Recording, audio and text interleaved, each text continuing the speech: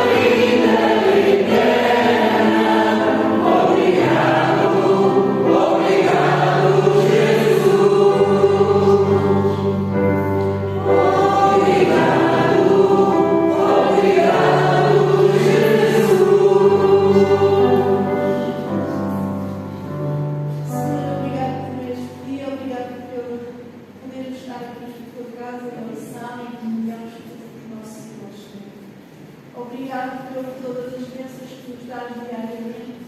Mesmo sabemos agradecer por esta bênção. Obrigado. Quero também agradecer pelas ofertas para que nós possamos dirigi-las na melhor maneira, Senhor. Para a manutenção da tua casa, para a beneficência da tua comunidade, Senhor. Ajuda-nos, Senhor. Em nome de Jesus. Amém. E a palavra de Deus em Mateus, no capítulo 11, versículos 28 e 30, diz-nos: Vinde a mim, todos que estáis cansados e oprimidos, e eu vos aliviarei. Tomai sobre vós o meu jugo e aprendei de mim, que sou manso e humilde de coração, e encontrareis descanso para a vossa alma. Porque o meu jugo é suave e o meu fardo é leve. O cântico que vamos entoar a seguir tem o título de Sossega e traz uma mensagem de conforto e fé cristã. E a letra fala sobre a inquietação do coração humano e a busca pela paz no meio das adversidades da vida. É um chamado para a calma e para a confiança em Deus, porque o Pai cuida de tudo. Sossega.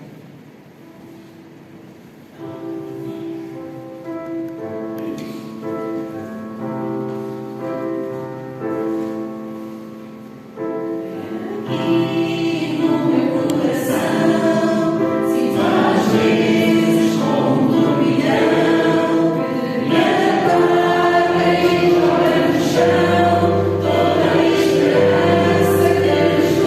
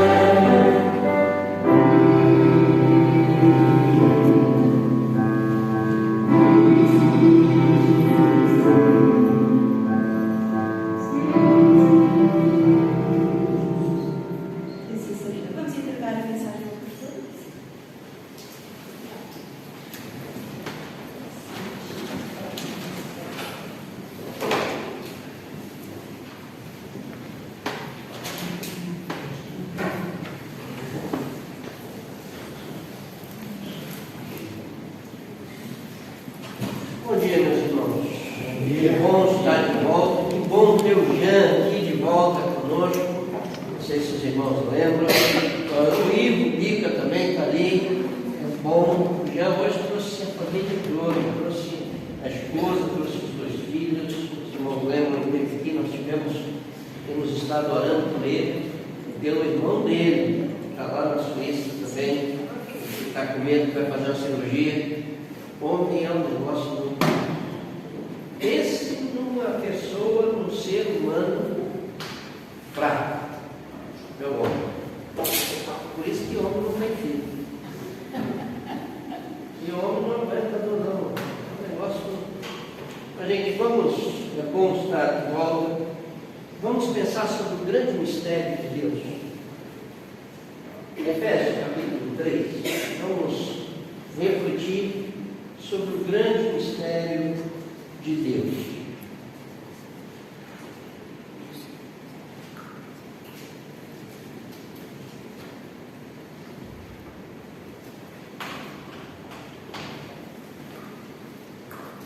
Efésios 3, de 1 a 13.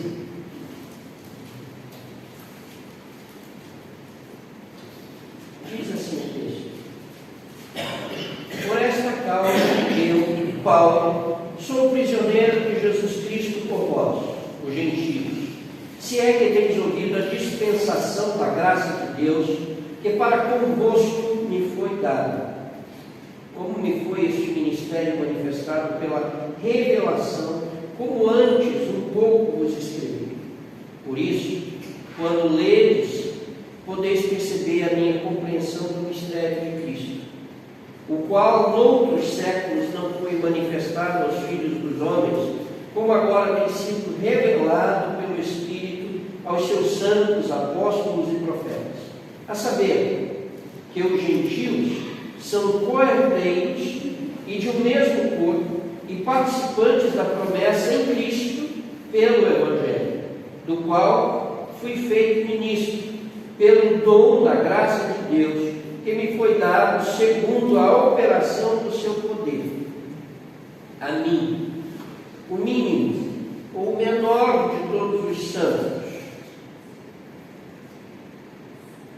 me foi dada essa graça para de anunciar entre os gentios, por meio do Evangelho, as riquezas incompreensíveis de Cristo, e demonstrar a todos qual seja a comunhão do mistério que desde os séculos esteve oculto em Deus, que tudo criou por meio de Jesus Cristo, para que agora, pela Igreja, a multiforme sabedoria de Deus seja conhecida dos principados e potestades dos céus, segundo o eterno propósito que fez em Cristo Jesus, nosso Senhor, no qual temos ousadia e acesso com confiança pela nossa fé nele. Portanto, vos peço que não desfaleçais nas minhas tribulações por vós, que é a vossa glória. Vamos orar. Pai querido, nós estamos diante da tua presença, estamos prestando culto a ti e suplicamos que tu aceites o nosso culto. E neste momento em que vamos refletir na palavra, que o Espírito Santo nos ilumine e que nós possamos ter a interpretação do texto, aplicá-lo às nossas vidas e perceber o teu mistério, perceber a tua revelação e glorificar o teu nome. Fala-nos nesta manhã, nós te pedimos em nome de Jesus. Amém. Grande mistério de Deus. No capítulo 3, Paulo ora. Ele começa no versículo 1, mas ele interrompe. E no versículo 14, ele vai voltar à sua oração. Por isso ele diz: por esta causa, ou por causa disso, me ponho de joelhos. Pronto, ele começou no por esta causa, eu. Mas aí ele interrompe e vai falar do mistério de Deus. Então, entremeado a oração, ele fala do mistério, a partir do versículo 3. Mistério de Cristo. Versículo 4. Mas quando nós pensamos em mistério, nós achamos sempre que mistério é uma coisa obscura, é uma coisa que ninguém pode saber. Esse não é o conceito bíblico. Mistério é algo que Deus nos dá a conhecer, é algo que Deus revela para nós, é isso que diz a Escritura. Então, no versículo 1, ele vai dizer, não é? Que também é utilizado em Romanos 16, 25 e Colossenses 1, 26. Vamos ver o que é essa realidade do mistério. Vamos procurar definir, porque Paulo utiliza essa expressão 21 vezes. E o que quer dizer isso? Mistério é uma verdade selada, é um segredo que só Deus pode revelar, porque foi planeado por Ele. Quando nós vamos lá no profeta Daniel, no capítulo 2, no versículo 19, nós encontramos o seguinte: então foi revelado o mistério a Daniel numa visão de noite. Então Daniel louvou o Deus do céu. Quando Deus manifesta, quando Deus traz à clara o seu mistério, e aqui em Daniel é o único momento que aparece esse termo no Antigo Testamento, a atitude tem que ser de louvor e adoração. Esse termo aparece também em Mateus capítulo 3, versículo 11, e 1 Coríntios 15, 51. E o mistério foi revelado, o mistério então foi desnudado. Versículo 6, a saber, que os gentios são cordeiros e de um mesmo corpo e participantes das promessas de Cristo pelo Evangelho. Notem que coisa magnífica. Os irmãos sabem que nós somos os gentios. E Paulo está dizendo na sua carta aos Efésios que Deus uniu judeus e gentios. E o que é que ele fez dessa união? A igreja. Ele formou a igreja. Aí o versículo 4, ele vai retomar e vai nos jogar de volta para o capítulo 2. Por isso, quando ledes, podeis perceber a minha compreensão do mistério de Cristo. Porque a igreja, ela é a nova raça, ela é a nova criação. Dela surge um novo homem que diz que nós somos co-herdeiros com Cristo. Somos membros de um mesmo corpo em Cristo. Não é em Israel. Eu confesso que fico angustiado quando eu vejo igrejas com as bandeiras de Israel, com a bandeira de Israel ali. Há uma adoração exacerbada sobre Israel. A Bíblia diz assim, no Novo Testamento diz, olha, não é Israel, é a igreja. É a igreja. Nós somos co-participantes dele. Vejam o que diz 2,12, que naquele tempo estavam sem Cristo, separados da comunidade de Israel, estranhos às alianças da promessa, não tendo esperança e sem Deus no mundo. Mas, versículo 13, ele diz, nós éramos estranhos, nós estávamos separados, mas em Cristo Jesus. Aqueles que estavam longe, pelo sangue de Jesus, ficamos perto, chegamos perto. Então, primeiro, é a realidade de uma verdade que Deus, que estava fechada, que Deus traz a clara. Segundo, ele revela, ele anuncia, olha, judeus e gentios agora são um único em Cristo Jesus, que é a igreja. Terceiro é o conceito histórico, versículo 5, o qual nos outros séculos não foi manifestado aos filhos dos homens, como agora tem sido revelado pelo Espírito aos seus santos apóstolos e profetas. Não foi aos sacerdotes e profetas. É uma nova dispensação, é uma nova administração, é uma revelação nova, conforme Gálatas. Se nós olharmos para Gálatas, capítulo 1, versículo 15 ao versículo 17, diz assim: mas quando aprouve a Deus, que desde o ventre da minha mãe me separou e me chamou pela sua graça, revelasse o Filho em mim, para que pregasse entre os gentios, e imediatamente não consultei a carne nem o sangue, nem tornei a Jerusalém, até com os que antes de mim eram apóstolos, mas parti para a Arábia e voltei outra vez para Damasco. Deus criou uma nova realidade, um novo sistema, através do Evangelho, versículo 6, que nos faz co-herdeiros, co-participantes com Cristo. E este mundo que nós vivemos, ele vai ser substituído, não vai ser destruído. Às vezes a gente pensa em destruição e aniquilação, não é isso que a Bíblia diz. A Bíblia fala de restauração.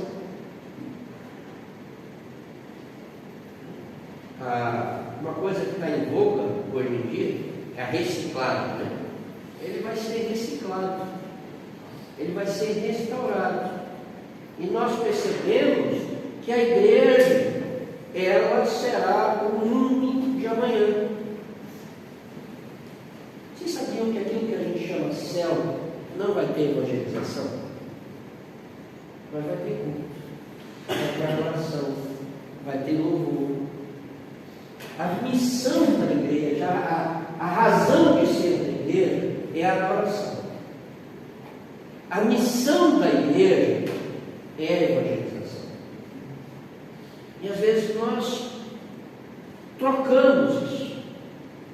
Então, a igreja é o novo povo de Deus, é a nova raça de Deus, é a segunda criação onde Cristo é o primogênito de todos. Agora, quais são as implicações desse mistério que nós tomamos conhecimento? Versículo 1 e versículo 17, 7 ao 13, vai nos explicar isso.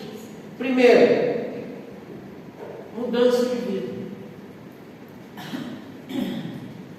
Paulo era perseguidor do Evangelho. Paulo era fariseu. Paulo era alguém que amava a lei sobre todas as coisas. E ele não deixou de amar. Mas aconteceu algo com ele. Ele se converteu. E aí ele é preso por causa do Evangelho. Ele é preso por causa dos gentios. Por quê? Porque ele passou a defender a igualdade espiritual. Lembrem, eu já disse, ele era um fariseu, um ex-fariseu, que era considerada a seita mais arrogante dentro do judaísmo, que negava direito aos outros. Eles se diziam mais santos, mais puros, e por isso criavam muitas regras. E aí ele pega, ele muda de vida, porque o Evangelho tem a capacidade de nos fazer novas criaturas, nos reformatar para ter uma nova vida em Cristo Jesus. E ele então, no versículo 8, vai mostrar como houve a mudança nele. Vejam, ele diz assim: a mim, o mínimo ou menor de todos os santos, me foi dada esta graça de anunciar entre os gentios, por meio do Evangelho, as riquezas incompreensíveis de Cristo, regenerado, transformado por Cristo. De perseguidor, ele passou a ser ministro, um termo bonito para se dizer diácono, aquele que serve, o servidor inferior. Duas perguntas para os irmãos. É possível um crente viver sem servir? É possível um crente viver sem servir, somente querendo ser servido? Não faz sentido. A segunda pergunta é essa: é possível ser crente sem haver mudança comportamental, sem haver mudança de vida?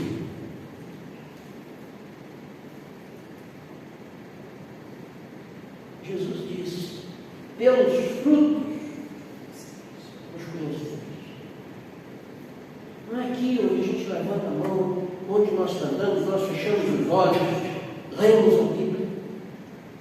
É lá fora, no dia a dia, no contato com as pessoas, nas nossas atitudes. Quando nós vamos no carro e alguém nos fecha, aí nós dizemos assim: vai lá, meu amado, te amo. Ou abrimos o dicionário dos palavrões. Outro dia eu ri muito, aquelas coisas, aqueles vídeos do Instagram, tudo, o sujeito saindo, estava chovendo, ele está um dia de chuva, mas é um dia para nós louvarmos a Deus, oh glória a Deus, não sei o que, passou no carro dando banho dele, lá. Aí ele, como não queria xingar palavrão, seu filho de Belial. A gente só muda o contexto. Mudança de vida. De perseguidor a perseguido. De separatista que odiava os outros, alguém inclusivo. Alguém que acolhia. Como é que nós estamos? Há mudança na nossa vida? Há mudança? As pessoas podem ver que nós mudamos.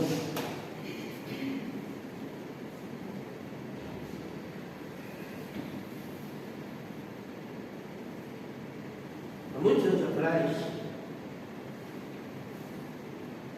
estava tendo uma festa numa determinada casa e estavam 3 pessoas conversando e entrou um homem que vinha também participar dessa festa,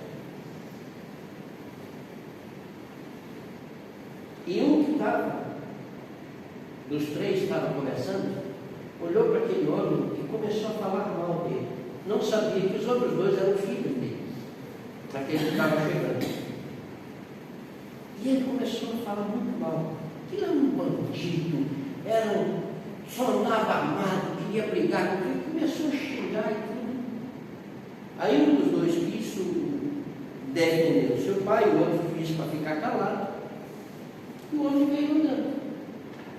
E quando chegou muito perto, um dos filhos disse assim: papai, vem cá, escute aquilo que ele está dizendo para o senhor.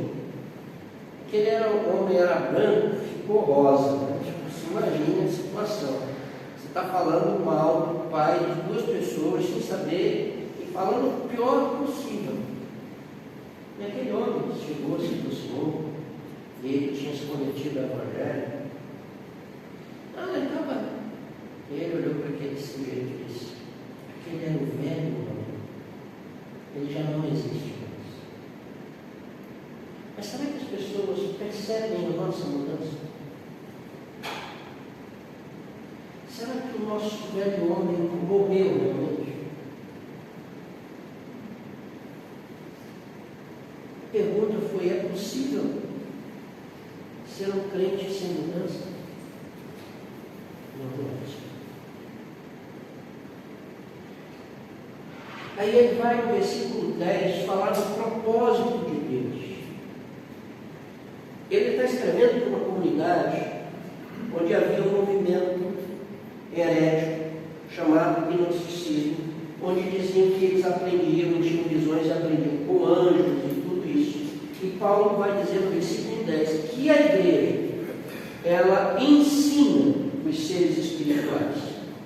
E aqui é uma crítica ao gnosticismo, como ele faz também em Colossenses, no capítulo 2, versículo 18.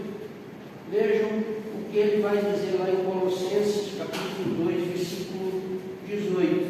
É assim: ninguém vos domine a seu arbítrio, com pretexto de humildade e culto dos anjos, envolvendo-se em coisas que não viu, estando em vão inchado na sua carnal compreensão.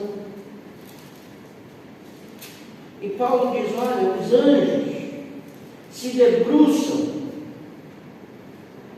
sobre a igreja para entender o que Deus fez, para aprender com ela. Aí tem gente que quer adorar anjos. Que coisa fantástica e que coisa assustadoramente séria é ser igreja. Será que nós estamos cientes disso? Que os seres espirituais, eles aprendem conosco? Será que nós temos consciência de quem nós somos?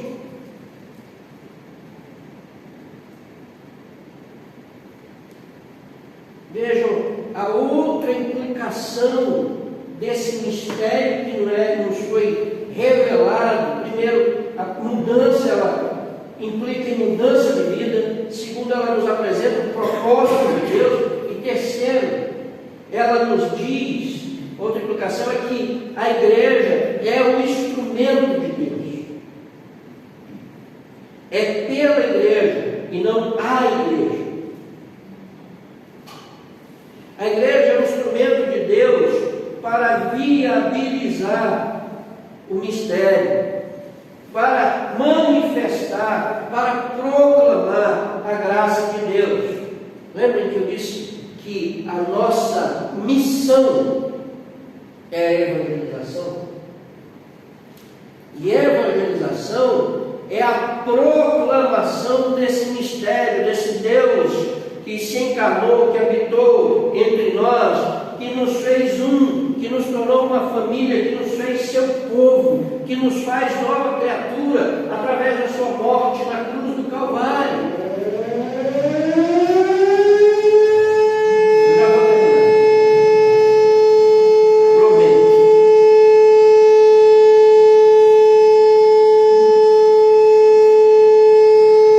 Meus irmãos, ser igreja é coisa séria. Ser igreja é coisa séria. Grande mistério de Deus. Os dois povos ele fez um. Da inimizade ele trouxe amizade. Nos fez seus herdeiros. É muito triste perceber que muitas vezes nós banalizamos a igreja. Nós banalizamos a igreja. Muitas vezes nós falamos mal da igreja e esquecemos que a igreja somos nós.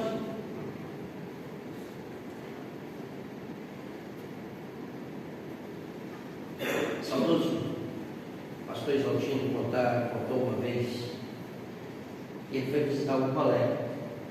Mas encontraram-se visitando aquele colega. Ele disse: então, como é que está lá a igreja? E tudo ele disse: aquilo é um bando de safado, hipócrita, tudo isso. Eu olhei para ele: rapaz, você devia fazer igual o apóstolo Paulo. Ele disse: o que, Isaltino? Os pais não são o principal. A igreja é a nossa imagem. Quando eu estou falando mal da igreja, estou falando mal de mim mesmo. Estou falando de mim mesmo. Quando eu estou falando mal de um irmão da igreja, eu esqueço que eu sou irmão dele e eu estou falando de mim também. E nós temos a mania de banalizar a igreja, de banalizar esse grande mistério de Deus. Sabe qual é o grande mistério? É que Deus pegou gente como eu, pegou gente como tu. E eu vou usar uma expressão bem pesada: gente sem valor. Gente sem valor. Mas que Ele tornou seu instrumento para o novo mundo. Aí Ele disse para nós, disse para mim, disse para ti: tu és precioso para mim. Numa sociedade onde nós não valemos, nós não passamos de número, numa sociedade que valoriza o ter em vez do ser, e você pode ser a pessoa mais bandida do mundo. Se você tiver com muito dinheiro, todo mundo vai tirar papinha nas costas. Agora você pode ser a pessoa mais honesta do mundo. Se você chegar sem nenhum centavo, ninguém vai olhar para você.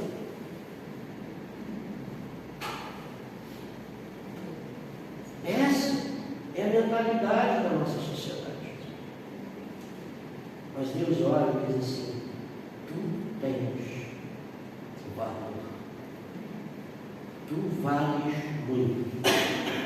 Mas lembrar um cântico que faz tempo que eu não escuto. Ele diz assim: quero que valorizes o que tens. Tu és um ser, tu és alguém tão importante para Deus. Tu tens consciência disso? E tu és importante para Deus. Tu tens valor para Deus. Sabe, a gente que cultua anjos, a gente que cultua espíritos, mas esquecem que eles aprendem conosco, com a igreja. A igreja, eu e tu, nós somos o corpo de Cristo. Nós somos Cristo corporificado. Ele é o cabeça, nós somos os seus membros. E nela, na igreja, que é o corpo de Cristo, os homens se encontram e com ela Deus introduz um novo mundo. Nós adoramos a Deus, nós precisamos honrar a igreja que nós somos. Que Deus nos abençoe. E se você ainda não é ou não compreendeu o mistério de Jesus, você possa compreender que Ele veio para lhe dar paz com Deus e paz uns com os outros. Vamos orar, Deus. Senhor, nós te agradecemos pela Tua palavra e te pedimos, dá-nos compreensão dela. Te pedimos que haja mudança na nossa vida, que nós possamos compreender o que é ser igreja, que a nossa vida espere que nós somos um com Cristo, que nós possamos perceber que temos uma missão, que é a proclamação do Evangelho.